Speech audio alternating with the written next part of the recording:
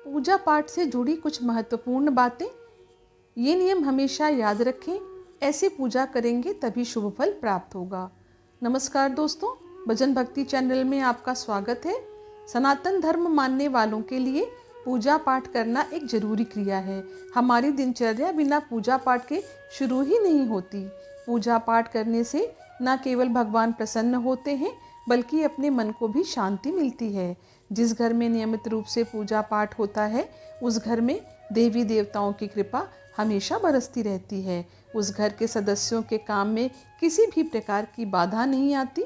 हमारे धर्म में पूजा पाठ के कुछ विशेष नियम होते हैं और इनका पालन ना करने से पूजा का शुभ फल प्राप्त नहीं होता और पूजा निष्काम हो जाती है।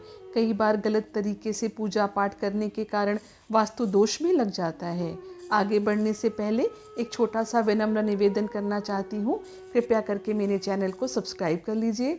तो आइए जानते हैं कि पूजा करते समय हमें किन किन नियमों का पालन करना चाहिए। हमारे घर में मंदिर हमेशा पूरब या उत्तर दिशा में होना चाहिए। किसी भी देवी देवता की पूजा शुरू करने से पहले सर्वप्रथम भगवान गणेश को प्रणाम करना चाहिए। पहले भगवान गणेश को प्रणाम नहीं करने से पूजा सफल नहीं होती। पूजा करते समय स्त्री और पुरुष दोनों को सिर अवश्य ढकना चाहिए। पूजा करते समय हमेशा स्त्रियों को लाल, पीला, गुलाबी, हरा व नारंगी रंग के वस्त्र पहनने चाहिए।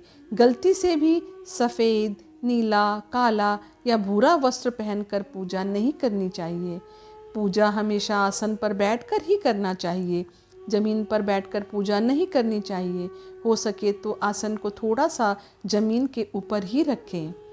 पूजा करते समय मुंह को उत्तर पूर्व दिशा में रखना चाहिए। अपने बाईं ओर घंटा, धूप तथा दाहिनी ओर शंख, जल पात्र एवं पूजन सामग्री रखनी चाहिए। तुलसी का पत्ता बिना स्नान किए नहीं तोड़ना चाहिए। रविवार, एकादशी, द्वादशी, संक्रांति और संध्या काल में तुलसी के पत्ते नहीं तोड़ने चाहिए। शंकर जी को बेलपत्र, विष्णु जी को तुलसी, गणेश जी को दूर्वा और लक्ष्मी जी को कमल चढ़ाना चाहिए। गणेश जी और भैरव जी को तुलसी पत्र नहीं चढ़ाना चाहिए।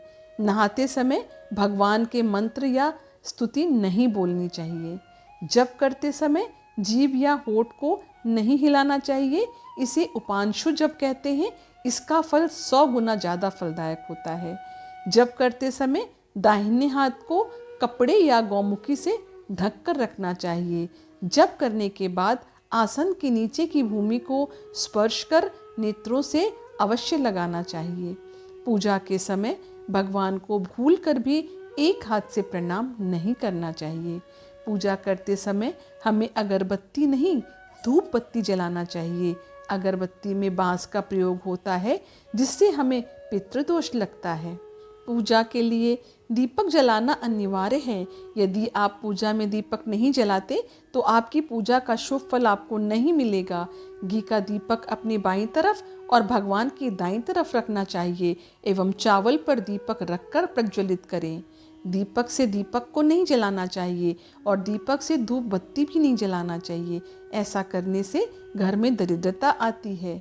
देवी देवताओं के सामने यदि एक बार दीप प्रज्वलित कर दिया तो उसे स्वयं नहीं बुझाना चाहिए।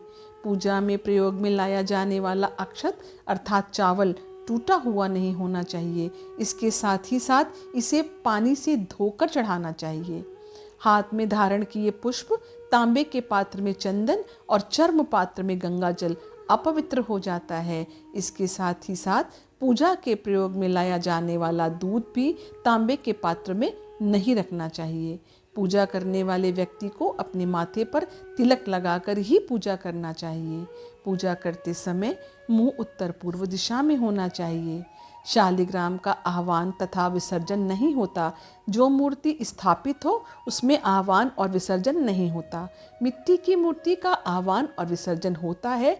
मिट्टी की मूर्ति की पूजा करने के बाद शास्त्रीय विधि से गंगा में प्रवाह किया जाता है, परंतु ये विसर्जन संध्या काल से पहले ही कर देना चाहिए। शालिग्राम पर अक्षत नहीं चढ़ता। लाल रंग मिश्रित चावल चढ़ाया जा सकता है। पूजा समाप्त होने पर शंख या घंटी जरूर बजाना चाहिए। शंख या घंटी बजाने से मन व घर दोनों स्वच्छ हो जाते हैं। इसके साथ ही साथ घर से नकारात्मक ऊर्जा भी समाप्त हो जाती है। लेकिन सुबह की पूजा में ही शंख और घंटी बजाने से सकारात्मक ऊर्जा फैलती है। रात के समय घंटी और शंख नहीं बजाना चाहिए। ऐसा इसलिए क्योंकि माना जाता है कि सूर्य डूब जाने के बाद देवी देवता सोने चले जाते हैं। ऐसे में शंख या घंटी बजाने से उनके आराम में व्याधा पड़ सकती है। पूजा के लिए शाम को भूलकर भी फूल नहीं तोड़ने चाहिए। प्रतिदिन पंचदेव यानी सूर्य देव, श्री गणेश, दुर्गा माता, शिव जी एवं श्री विष्णु भगवान जी की पूजा जरूर करें। यह हमारे पंचदेव कहलाते हैं, जिनकी रोज आराधना करने से ये सभी देवगण हमारे घर में अपनी कृपा बनाए रखते हैं और आपका हमारा घर हमेशा सुख समृद्धि से भरा रहता है। यदि आप सूर्य देव की पूजा कर रहे हैं तो हमेशा उगते हुए सूरज की पूजा करनी चाहिए, अर्थात सुबह के समय ही सूर्य की पूजा करनी चाहिए। शाम के समय सूर्य की पूजा करने से पूजा करने वाले व्यक्ति को जीवन में दुखी का सामना करना पड़ता है। भगवान को भोजन या प्रसाद को भोग लगाते समय ढककर रखना चाहिए। इसके साथ ही साथ भोजन व प्रसाद को लांघना नहीं चाहिए। प्रतिदिन की पूजा में सफलता के लिए दक्षिणा अवश्य चढ़ाएं। पूजा घर में कभी भी बासी और सूखे फूल न रखें। इन फूलों को किसी स्वच्छ स्थान की मिट्टी में दबा दें या नदी में प्रवाहित कर देना चाहिए। यदि कोई मूर्ति खंडित हो जाती है तो उसे तुरंत ही घर से हटा देना चाहिए। उसे किसी पवित्र पेड़ के नीचे मिट्टी में दबा दें या जल में प्रवाहित कर दें। पूजा की समाप्ति के बाद आप ब्राह्मण या अपने घर के बड़े बुजुर्गों का चरण स्पर्श करके उनसे आशीर्वाद अवश्य ले लें। पूजा के अंत में क्षमा याचना मंत्र जरूर पढ़ें और यदि आपको यह मंत्र नहीं आता हो तो आप भगवान से अपने शब्दों में ही क्षमा याचना जरूर कर लें। आशा करती हूँ यह जानकारी आपको पसंद आई होगी। ऐसी जानकारियाँ और कहानियाँ आपको आगे भी मेरे चैनल पर मिलती रहेंगी।